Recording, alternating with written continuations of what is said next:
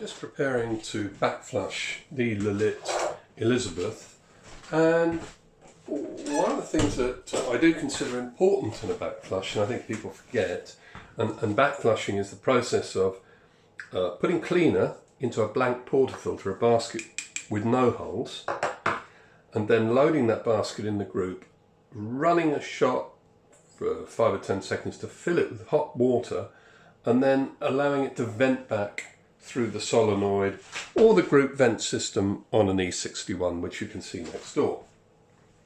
And that process cleans out all the rubbish, or tries to clean out a lot of the rubbish, in the part of the group where all the dirty coffee water vents back.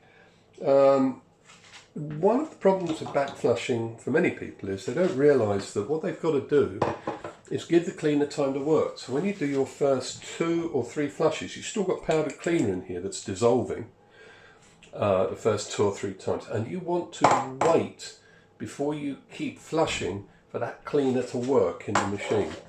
Now, Lelit has an automatic backflush function built in. I'll just show you that. And they built this in. You press the top button and the lower button, and it will fill the group. Then it will stop, flush the cleaner.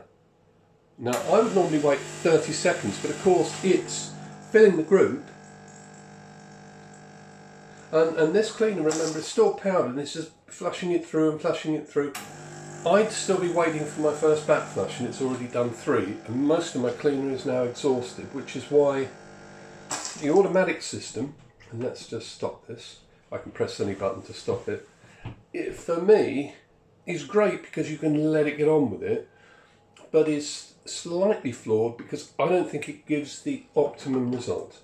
Now, I've asked Lelit if they could change this because I think it would be better with a built-in delay on the first 3 flushes. But let's show you on reflection, because I did show another video on cleaning and black flushing, how I would use the function. I'll use a couple of spoons of cleaner in the portafilter for now. That's on the measure from my Palo coffee tool. So we'll load that, load in nice and tight. And what I'm going to do is do a hybrid backflush. These 2 buttons give me a 6-second purge because that's how the system's set up. So I'm going to press those 2 buttons, and I will get, I'm going to rattle somewhere, I will get a filling of the portafilter because it's reached full pressure, and then a vent. Now, unlike the Lelit automatic backflush, I'll wait because that cleaner is now working within the group. The portafilter is full of cleaner, and that powder that's left after the first one is dissolving and making a more concentrated solution. And I'll just wait and I'll let that cleaner work, and I'll let it work. Now, I would normally wait 20, probably 30 seconds, yeah? I'm going to do it a little bit quicker here just to save time on the video, but I would normally wait maybe 15-20 seconds longer than this. I'll do another one. And it feels quicker this time because obviously there's already pressure within it, and it vents. Now, this solution is nicely dissolved, it's well concentrated. Let it work. Leave it there. It's working away. Now, I would leave this another 30 seconds. I'd go and do something. I'd maybe clean the portafilter or whatever while I'm waiting. Now, while we're waiting for that time, one of the important things is when you flush a solenoid group like these, it can either be an E61 electronic solenoid group or a solenoid group like this. You don't have to lubricate anything, and you can backflush them as often as you like. This group here is an E61 with a lever on the side, and it's got valves and everything in this section. When you backflush one of these, you do have to undo the barrel here, remove the lever, remove the cam, dry it all, and re-lubricate with a product like Molykote 111. And you have to do that after you backflush. If you don't, you get a lot of wear. So one nice advantage of solenoid groups, you don't have to do that lubrication. So now we'll do our 3rd one, and this one It'll build up the pressure.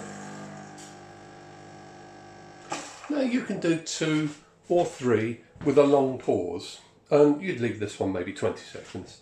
And then just start flushing it through. I'd now use Lelit's auto backflush, and I'll just let it sit there and flush itself, and you'll see it operating.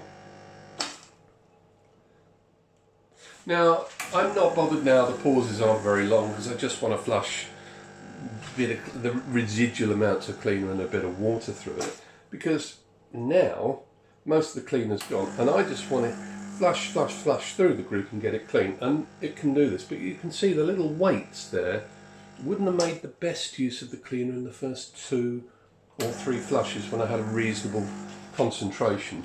So what I suggest you do it manually for the first 2 with a long weight, and then top and bottom button and do the automatic backflushing with the Lelit system, which you can also stop by pressing any button. I think it does about 7. And we'll just let this complete.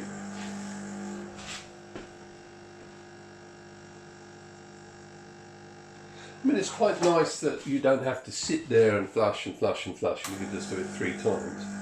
But the function, I think with a little bit of work, could be even better. Work much more effectively. So we'll just let that complete.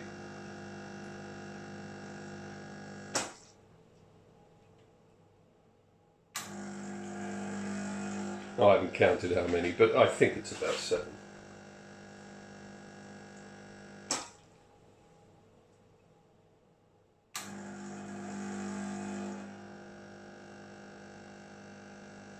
There we go, that should probably be the last one.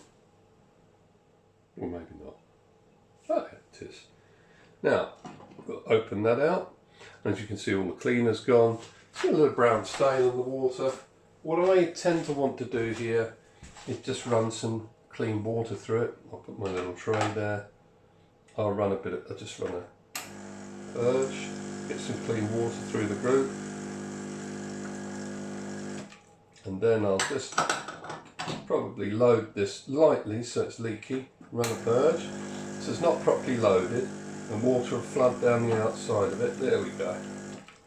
And that's good enough. That'll be nice and clean. And always sniff it, see if you can smell any taint you shouldn't do. And that's the backflushing procedure. If you do get any cleaner on the stainless steel, just give it a wipe.